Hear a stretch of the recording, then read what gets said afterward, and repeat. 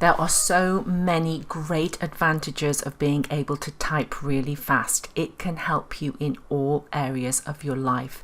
And while some people can type quite quickly while looking at the keyboard, all the experts agree that to obtain the best speeds, you simply have to learn to touch type. It's much easier to hunt and peck and to look at the keyboard. So I've found a way of stopping students doing this, and I'm going to share it with you now. Using this technique, my students achieve great speed and accuracy results really quickly. Whenever I teach students to touch type, I really recommend they use a blind keyboard. What's a blind keyboard? Well, this is what I call a blind keyboard, and we create them ourselves using stickers.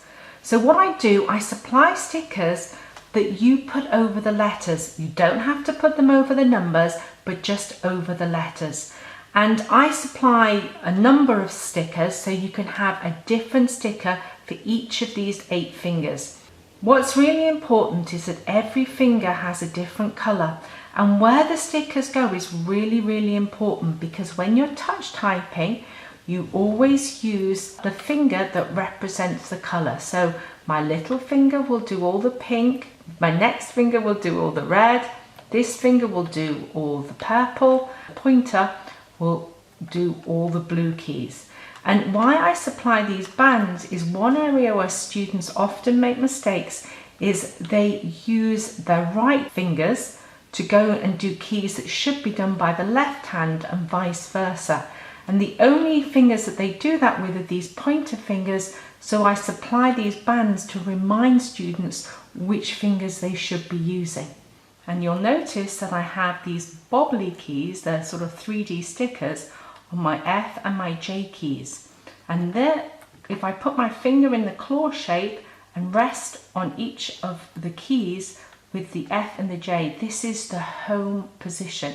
So my index fingers are on the F and the J, and these are the home row keys. And I always want to come back to here. Touch typing is about typing by touch, always coming back to these keys. So no matter where you move your fingers, you bring them back here. Even when you stretch up with your little finger to hit the backspace key or the enter key or the shift key in order to do a capital letter, you always come straight back. So you hit it and you quit it. You hit it and you quit it. Hit it and quit it. So we know what to do with our 8 fingers, but what do we do with our thumbs? Well, our thumbs rest on the space bar, and I use my right thumb to make a space, but if you're left-handed, you might prefer your left thumb, or you might use either. Whenever you practice touch typing, it's really important to use a blind keyboard.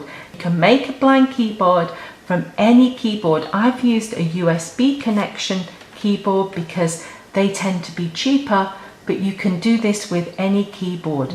But when you're not practicing touch typing, you can unplug it and just use the normal keyboard for the device. Otherwise, it's very frustrating using a blind keyboard if you're not doing touch typing practice. Truthfully, a lot of my students really hate the blind keyboard, and they would much prefer just to look at the keys as they type, but this will really restrict your speed. To get maximum speed, students need to learn to touch type, but the advantages aren't just with speed. If you struggle to spell, the advantages of being able to copy correct spellings are also really helpful, so it's worth persevering with the blind keyboard because it helps students get higher grades. In the details below, I'll include a diagram of the colours and finger positionings, and also let you know the sizes of the stickers that I use. I'd strongly recommend you check out my videos on how typing helps students improve grades.